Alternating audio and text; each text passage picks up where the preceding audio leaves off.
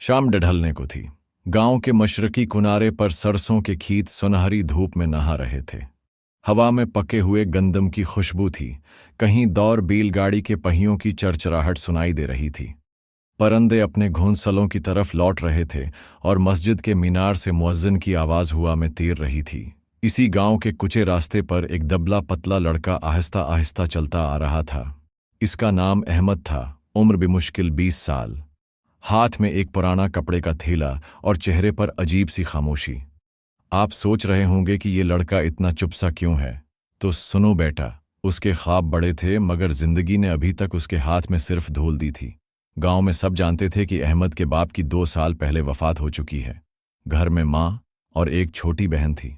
गुर्बत ऐसी कि सुबह का खाना हो तो शाम का पता नहीं, मगर अहमद की आंखों में फिर भी एक चमक थी।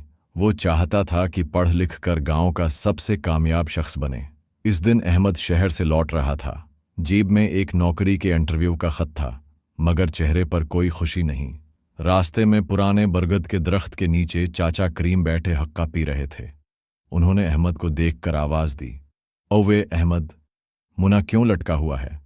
अहमद रख गया, आ भरी और बोला, चाचा इंटरव्यू तो हो गया, मगर वो कह रहे थे कि सिफारिश के बगैर नौकरी नहीं मिलेगी। चाचा करीम ने धुएं का लंबा किश लिया और कहा, बेटा, दुनिया में 2 चीजें सब चलती हैं, एक किस्मत, दूसरी सिफारिश, और दोनों के मालिक हम नहीं हैं। अहमद मुस्कुरा भी न सका। दिल में सोच रहा था, अगर किस्मत हमारे हाथ में नहीं तो फिर हम मेहनत क्यों करें। वो घर पहुंचा तो मां सहन में चौल्हे पर रोटी पका रही थी। धुएं में लपटी वो मां की मोहब्बत भरी खुशबू अहमद को लम्हे भर को सुकून दे गई। मगर अगले ही पल मां ने सवाल किया, कैसा रहा बेटा। अहमद ने नजरें झुकाएं, मां बस दुआ करें। रात को खाने के बाद वो छत पर लेटा आसमान को देख रहा था। चांद की ठंडी रोशनी में उसकी आंखें नम थीं। दिल में बार बार यही सवाल गूंज रहा था, क्या वाकई सब कुछ तकदीर में लिखा होता है, या हम खुद अपनी तकदीर बदल सकते हैं। वो नहीं जानता था कि आने वाले दिनों में एक ऐसा वाकया होने वाला है जो इस सवाल का जवाब दे देगा, मगर इस जवाब की कीमत बहुत बड़ी होगी। अगली सुबह सूरज की पहली किरण जैसे ही गांव के कुछ घरों पर पड़ी, मर्गों ने बांग दी और सहन में बैलों के गले की घंटियां बजने लगीं। अहमद अभी बस्त्र से उठा भी न था कि मां की आवाज आई, बेटा उठ जा, बाजार से आटा ले आ, घर में कुछ नहीं बचा। अहमद ने आंखें मिलते हुए इस बात में सर हिलाया, कपड़े बदले, थैला उठाया और गांव की गलियों से होता हुआ बाजार की तरफ चल पड़ा। रास्ते में वही पुराना बरगद का दरख्त मिला और नीचे बैठा चाचा करीम आज कुछ ज्यादा ही खामोश था। अस्सलाम अलैकुम चाचा, खैरियत है? अहमद ने पूछा। चाचा ने आहिस्ता से कहा, अहमद, रात ख्वाब में तेरे बाप को देखा। वो कह रहा था, मेरा बेटा हिम्मत न हारे। अहमद के कदम एक पल को रख गए। दिल जैसे जोर से धड़का। उसने कुछ न कहा, बस हल्की सी मुस्कुराहट दी और आगे बढ़ गया, मगर दिल में अजीब सा हौसला उतर गया। बाजार पहुंचकर आटा लिया और वापसी पर एक छोटी सी दुकान के बाहर भीड़ देखी। लोग किसी कागज को देखकर बहस कर रहे थे। अहमद भी करीब गया। एक लड़का जोर से पढ़ रहा था, शहर के फैक्ट्री में 100 मजदूरों की जरूरत है, काम सिखाकर दिया जाएगा, रहाइश और खाना मुफ्त। अहमद के दिल में उम्मीद की एक चंगारी जल उठी। सोचा, ये मौके हाथ से नहीं जाने देना चाहिए। घर पहुंचकर मां को बताया। मां ने एक पल को सोचा, फिर कहा, बेटा, अगर जाना है तो अल्लाह का नाम लेकर जा, मगर याद रख, इज्जत हमेशा मेहनत में है, शॉर्टकट में नहीं। अगले ही दिन अहमद शहर जाने के लिए बस स्टैंड पर खड़ा था। जेब में चंद सके और दिल में एक नया ख्वाब। बस मैं उसके साथ एक दरमियानी उम्र का आदमी बैठा था जिसका नाम रशीद था। वो बातों बातों में बोला, बेटा, शहर में काम तो मिल जाता है, मगर असल कमाई रिश्ते और भरोसे की होती है। बस लोगों से सीधा चलना, धोखा न देना। शहर पहुंचकर जब अहमद ने फैक्ट्री में कदम रखा तो सब कुछ नया और हैरान कुन था। मशीनों की गड़गड़ाहट, गर्म लोहे की बो और हर तरफ दौड़ते भागते लोग। मनशी ने अहमद से नाम और पता लिखवाया, फिर बोला, कुल से आजा, ट्रेनिंग शुरू होगी। अहमद के चेहरे पर पहली बार उम्मीद की वाज़ेह झलक आई। लेकिन बेटा, तकदीर के ख्याल बड़े नराले होते हैं। वो नहीं जानता था कि इसी फैक्ट्री में एक ऐसा राज छिपा है जो उसकी जिंदगी को एक ऐसे मोड़ पर ले जाएगा जहां सुबह सवेरे अहमद फैक्ट्री पहुंचा। गेट पर पहरेदार ने रजिस्टर में उसका नाम देखा और अंदर जाने का इशारा किया। अंदर जाते ही उसकी आंखें हैरान रह गईं। मशीनें शोर मचा रही थीं, लोहे के टकड़ों पर हथौड़े पड़ रहे थे और बड़ी बड़ी चमनियों से धुआं निकलकर आसमान में घुल रहा था। एक दुबला पतला मगर तेज आंखों वाला आदमी, जिसका नाम बशीर था, अहमद को ट्रेनिंग के लिए साथ ले गया। देख लड़के, यहां ध्यान न दिया तो हाथ पांव बचाना मुश्किल हो जाएगा, बशीर ने संजीदगी से कहा। पहला दिन मेहनत और मशीनों की समझ-बूझ में गुजर गया। शाम को जब सब लोग जा रहे थे तो अहमद ने देखा कि एक कोने में पुराना सा स्टोर रूम है, जिसका दरवाजा आधा खुला हुआ है। अंदर अंधेरा था, मगर किसी के चलने की आहट आई। यहाँ कौन है? अहमद ने हचकचाते हुए पूछा। जवाब में बस एक साया सा हरकत करता दिखाई दिया और फौरन दरवाजा बंद हो गया।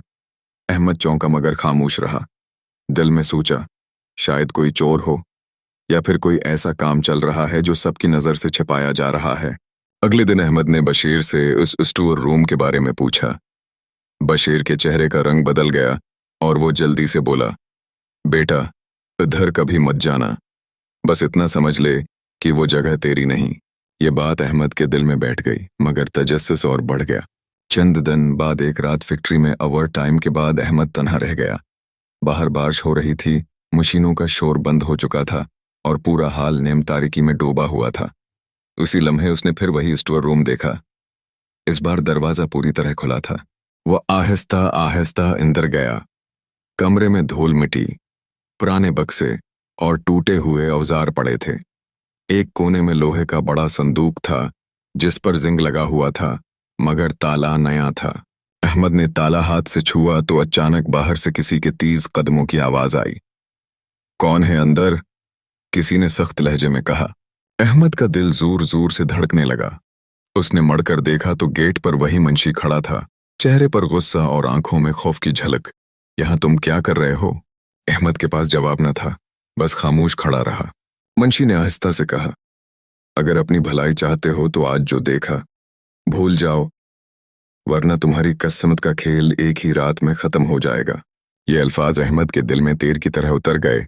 वो नहीं जानता था कि इस संदूक में क्या है, मगर इतना जरूर समझ गया कि इस राज से उसकी जिंदगी या तो बन सकती है या बर्बाद हो सकती है।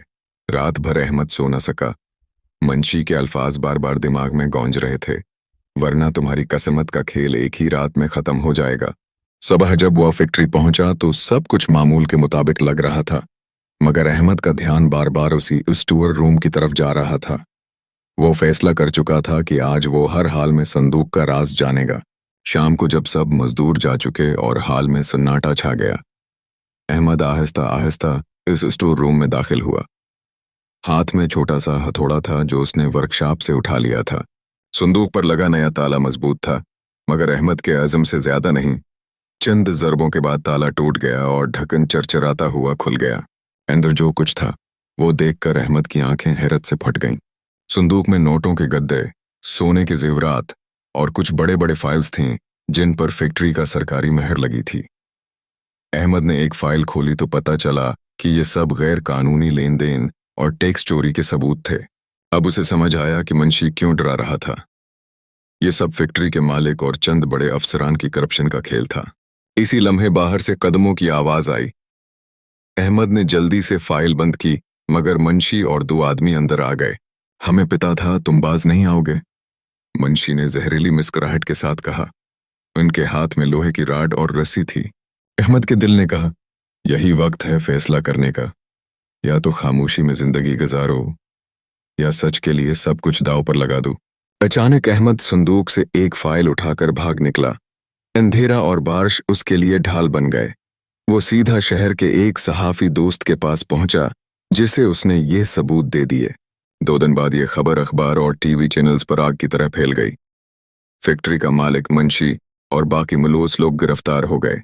अहमद को न सिर्फ मजदूरों का हैरो समझा गया, बल्कि एक बड़ी कंपनी ने उसे ईमानदारी और हौसले के इनाम के तौर पर नौकरी दी। गांव वापस लौटते वक्त अहमद ने बरगद के नीचे बैठे चाचा करीम को देखा। वो मुस्कुराकर बोले, बेटा देखा, तकदीर का खेल वही जीतता है जो डर के बजाय सच का साथ दे। अहमद ने आसमान की तरफ देखा। दिल में एक अजीब सुकून था। अब वो जान चुका था कि तकदीर लिखी जरूर होती है, मगर हिम्मत वाले अपनी कहानी खुद बदल सकते हैं।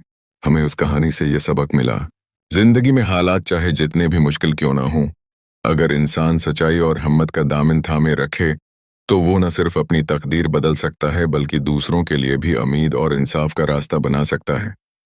खामोश रहना जुल्म को बढ़ाता है, मगर सच का साथ देना आखिरकार कामयाबी और इज्जत दिलाता है।